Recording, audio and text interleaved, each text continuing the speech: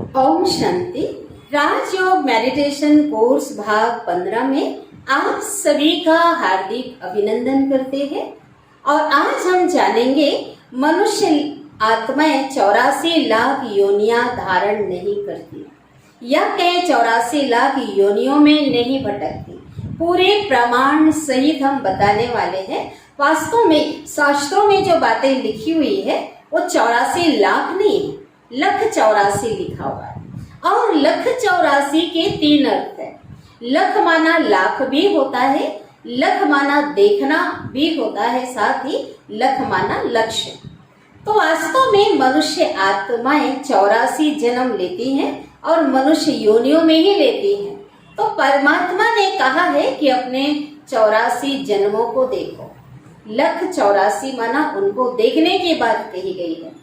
तो आगे हम आगे की कोर्स में बताएंगे। पहले हम इसे देखते हैं कि ऐसा क्यों कहा गया। फिर इसलिए कहा गया क्योंकि पहले जो ऋषि मुनि थे वो दार्शनिक थे और वो उनको भविष्य का ज्ञान था। आने वाले जो समय अभी जो चल रहा है उसको वो पहले से ही जानते थे कि इतना खराब समय आने वाला है, पाप चरम सीमा पर पहुंचने वाला है, बहुत बढ़ने वाला है। तो लोगों को डराने के हिसाब से उन्होंने ऐसा लिख दिया ताकि डर से जो लोग हैं अच्छा कर्म करें, ये बात थी। तो आज वास्तव में देखो, लोग बातों बातों में कहते हैं ना ये तो 84 का चक्कर है। कई मंदिरों में 84 घंटियां भी लगी होती है। ऐसा नहीं कि कोई ने कोई बात किसी ने कह दिया या शास्त्रों में लिखा है आप 100% उसे सत्य मान लें। ईश्वर ने सबको बुद्धि दिया हुआ है, विवेक से काम लीजिए। तो इस प्रकार से आज हम आधुनिक युग में हैं, तो आज तो हमें हर चीज को प्रमाण सहित ही अस्वीकार करना चाहिए। तो अगर हम पहले देखते हैं कि अगर ये सत्य बात होती कि मनुष्य अगर पाप का कर्म करता है तो ऐसा कहा जाता है कि सजा के रूप में, जैसे कि कोई सरकार होती है, हर एक देश की जो सरकार है, कि जो लोग गलत काम करते हैं, जो पाप का काम करते हैं, तो उन लोगों को दंड के स्वरूप उनकी स्वतंत्रता छीन ली जाती है और उन्हें जो जेल में बंद कर दिया जाता है, उन्हें जो हर प्रकार की सुख सुविधाओं से वंचित कर दिया जाता है। तो ऐसा लोगों को कहना है कि जो लोग पाप कर्म करते हैं तो भगवान भी उन्हें सजा के रूप में इतने योनियों में दंड स्वरूप जो उन्हें भेज देता है या उसे भोगना पड़ता है। अगर ये सच बात होती तो आज संसार में कौन से काम ज्यादा हो रहे हैं? पाप के काम ज्यादा हो रहे हैं, है ना। लेकिन इस हिसाब से आज मनुष्यों की संख्या कम होनी चाहिए अगर ये बात सच्ची होती, क्योंकि जिन्होंने पाप कर्म किए हैं लाखों लोगों की मृत्यु होती रहती है। तो फिर क्या होता है कि जानवरों की अन्य योनियों की संख्या बढ़नी चाहिए, लेकिन आज संसार में मनुष्यों की संख्या तेजी से बढ़ती जा रही है। अन्य जो जानवर आदि जो हैं वो उनकी जो प्रजाति है वो विलुप्त होती जा रही है। दूसरी बात, आज जो हजारों घटनाएं रिकॉर्ड में है और प्रमाण सहित है कि किसी व्यक्ति को पूर्व जन्म की याद आई और पूरे जांच पड़ताल में पाया गया, जो पड़ताल की गई, ये पाया गया कि वो जो बातें उसने अपने पूर्व जन्मों के बारे में कही गई है, जिस स्थान के बारे में किसी ने बताया है, वो 100% सत्य बातें हैं। तो जिन्होंने भी बताया आज तक हजारों घटनाएं जो है वो मनुष्य योनि के बारे में ही बताया है। ठीक है, कि हम मनुष्य थे। किसी ने ये नहीं कहा कि मैं फलाने जंगल का शेर था, कि हाथी था, है ना, कि घोड़ा था। किसी ने नहीं कहा। एक भी ऐसा एग्जाम्पल होता तो वास्तव में ऐसा नहीं है। तीसरी बात, अगर मनुष्य अपने पाप कर्मों की सजा जानवर योनि में भोग लेता तो मनुष्य योनि में, मनुष्य जन्म में उसे किसी प्रकार का कष्ट नहीं होता। लेकिन आज हम देख रहे हैं अन्य जो जानवर आदि जो भी योनियां हैं उनकी तुलना में सबसे ज्यादा कष्टप्रद जो जीवन है वो मनुष्य का है। अनेक प्रकार की भोगनाएं वो भोग रहा है, मानसिक यातनाएं कितनी भोग रहा है, कितने मानसिक रूप से उनको चिंताएं, तनाव, नए नित्य जो नियम कानून जो बन रहे हैं वो है, आज घर में जो जिम्मेवारी आदि है, और इस प्रकार का जो समय चल रहा है उस अनुसार से आज लोग भय के वातावरण में जी रहे हैं, तनाव में जी रहे हैं। तो ये सब क्या है? तो ये वास्तव में जानवर को देखो तो कोई टेंशन नहीं उसको। आज जितने भी जो मेंटल हॉस्पिटल खुले हैं, वो इंसानों के लिए खुले हैं, कोई जानवरों के लिए नहीं खुले हैं ना। आज जो है वो बिंदास जी रहा है। अगर देखो मनुष्य को कोई अपमानजनक शब्द कोई सबके बीच कह देता है, उसको अटैक आ जाता है, शॉक लग जाता है और बहुत डिस्टर्ब हो जाता है। लेकिन किसी जानवर को, गधे है, गाय आदि को कोई 10 डंडे भी लगाएगा ना, उसे फर्क नहीं पड़ता, वो शान से चलता है। तो ये वास्तव में आज जो है मानसिक रूप से वो भोग रहा है इंसान। साथ ही साथ शारीरिक बात किया जाए बीमारी के रूप में, तो शारीरिक भोगनाएं मनुष्य की ज्यादा है। कितनी बड़ी से बड़ी बीमारी है, चाहे हार्ट की बीमारी हो, चाहे शुगर की बात करें, कैंसर की बात करें, जो भी शारीरिक बड़े से बड़े रोग है वो इंसानों को है, जानवरों को नहीं। तो इस प्रकार से आज जो है, आज जो मनुष्य है कोई जन्म से विकलांगता लिए हुए जन्म लेता है, तो उसने अच्छा कर्म किया है, उसे कष्ट नहीं होना चाहिए।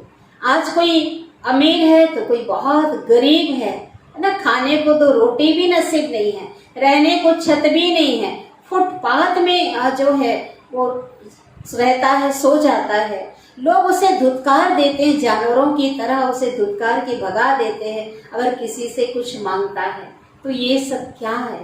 तो वास्तव में यही कर्म का फल मनुष्य योनि में ही वो भोग लेता है। हम देख रहे हैं 2 प्रकार के मनुष्य हैं, अच्छे भी जो बहुत सुख में हैं और दुख में भी हैं। तो अच्छे कर्मों का फल सुख के रूप में और बुरे कर्मों का फल दुख के रूप में यहाँ ही भोग लेता है। आज जानवरों को देखो तो जानवर भी आज उसकी तुलना में कितने लाखों जानवर हैं जो कि कितने अच्छे जीवन जीते हैं। आज देखो घरों में, सोफे में, गद्दे में सोते हैं, कितने दूध मलाई जो बहुत अच्छी अच्छी खाने की चीजें खिलाई जाती है। आज कारों में घूमते हैं, बहुत अच्छे से उनका रख रखाव जो है उनके मालिक करते हैं। दूसरी बात जो है, अगर परमात्मा उनको सजा के रूप में जानवर बना देता अगर, तो वास्तव में वो जानवर बन के क्या अच्छा काम करता कि दोबारा इंसान बन जाए। वास्तव में कभी सुधार नहीं हो सकता। फिर तो कहते हैं ना, बिना ज्ञान की सद्गति नहीं। अगर ऐसा होता, अगर ये सच है, तो जो लोग ऐसा मानते हैं फिर तो उनको जानवरों को प्रवचन आदि सुनाना चाहिए, उन्हें ज्ञान देना चाहिए। जो मानते हैं उनकी बात कह रहे हैं कि भाई ये पहले इंसान थे और ये जो है जानवर बन गए हैं, आज जो इनका कल्याण करना चाहिए, इनको ज्ञान सुनाया जाए ताकि इनकी सद्गति हो जाए, फिर से इंसान बन सके। तो क्या उनको समझ में आएगा ज्ञान? फिर तो कभी उनका सुधार हो ही नहीं सकता। मनुष्य को जानवर बनने की जरूरत नहीं है, मनुष्य योनि में ही आज जो है और उसको जानवर का टाइटल मिल जाता है, क्योंकि जानवर जो होते हैं वो बेसमझ होते हैं और मनुष्य के जो कर्म आज बेसमझी का जब वो कर्म करता है तो लोग कहते हैं ना, उसे जानवर कह देते हैं। यहाँ तक कि कई जानवरों के जो टाइटल भी उसे मिल जाते हैं। जैसे 2 लोग आपस में बहुत जोर जोर से झगड़ा कर रहे होते हैं, लड़ाई कर रहे होते हैं, तो तीसरा व्यक्ति आकर कहता है कि क्यों कुत्तों की तरह क्यों भौंक रहे हो? तो वास्तव में कौन सा टाइटल मिल गया उसको? डॉगी का। इसी प्रकार से अब कोई बहुत उछल कूद करने वाला चंचल बच्चा होता है तो क्या कहते हैं? एकदम बंदर है। कोई दिमागी रूप से कमजोर होता है, कोई पढ़ाई में कमजोर होता है तो लोग क्या कहते हैं? एकदम गधा है, गधा है। तो इसी प्रकार से जो बहादुर होता है उसको कहते हैं शेर है। जो डरपोक होता है ये गिदड़ है। जो बहुत सीधा साधा होगा, बहुत भोला होगा, उसको कहते एकदम गऊ जैसा है, तो ये तो गाय है। तो देखा कि मनुष्य के कर्मों के आधार पे उसे टाइटल मिल जाते हैं। कहते हैं ना कि जानवर भी अपने को आज इंसान से अच्छा समझते हैं। एक एग्जाम्पल, 3 बंदर आपस में बैठकर बात कर रहे थे। एक बंदर कहता है, सुना है जो मनुष्य है वो हमें अपना पूर्वज मानते हैं। तो दूसरा बंदर कहता है, उनका प्रमोशन हो गया है क्या? तीसरा कहता है कि नहीं, हम कभी भी उसे अपना जो है बिरादरी का नहीं मान सकते। सोचिए कि जानवर भी जो है मनुष्यों से अपने को अच्छा समझते हैं, कि कभी वो स्वीकार नहीं कर सकते कि उनके हम वंशज हैं। तो इस प्रकार से देखा जाए तो ये बातें, जितनी भी बातें हमने बताई, इस हिसाब से अगर अंदाजा लगाया जाए तो कोई भी बातें मेल नहीं खा रही है कि मनुष्य जो है, इससे सिद्ध होता है मनुष्य योनि में जन्म लेता है। आज देखो कि आज जैसे कि हम बीज की बात करते हैं, क्योंकि मनुष्य आत्मा एक अविनाशी बीज है, अमर है आत्मा, सभी जानते हैं। तो जैसे आम का हम बीज लगाते हैं तो जो पौधा होगा वो आम का होगा। इसी प्रकार जामुन का बीज लगाते हैं तो जामुन का पौधा होगा। केले का पेड़ लगाएंगे तो उसमें से केले के फल निकलेंगे। इसी प्रकार आत्मा जो है एक शरीर छोड़ने के बाद दूसरा जन्म जो है वो मनुष्य योनि में ही लेता है। आज देखो कि आज किसी के घर में कोई बच्चा जन्म लेता है तो घर के सदस्य क्या कहते हैं? कहते हैं हमारा जो फलाने हमारे जो पूर्वज है ना, वही उसी की आत्मा आई है, उसकी दादा की आई है। जिन्होंने शरीर छोड़े हुए होते हैं ना तो उनके लक्षण दिखाई देते हैं, कहते वही आया। क्यों ऐसा क्यों नहीं कहते कि हमारे घर का जो कोई अगर घर में कोई जानवर आदि जन्म लेते हैं तो कभी नहीं कहेंगे, और भी पालतू पशु जन्म लेंगे कि हमारे फलाना पूर्वज आए हैं, ऐसा कभी नहीं कहते, कोई स्वीकार ही नहीं करता है। तो वास्तव में सत्य बात जो है यही है।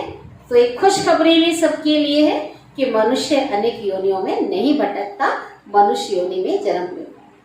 लेकिन मनुष्य योनि में भी हमारा जीवन बहुत ही आनंदमय हो, सुखपूर्वक हम जीवन जिए, ठीक है। तो इसके लिए हमें कर्म अच्छा करना होगा। तो आशा है आपको समझ में आ गया होगा।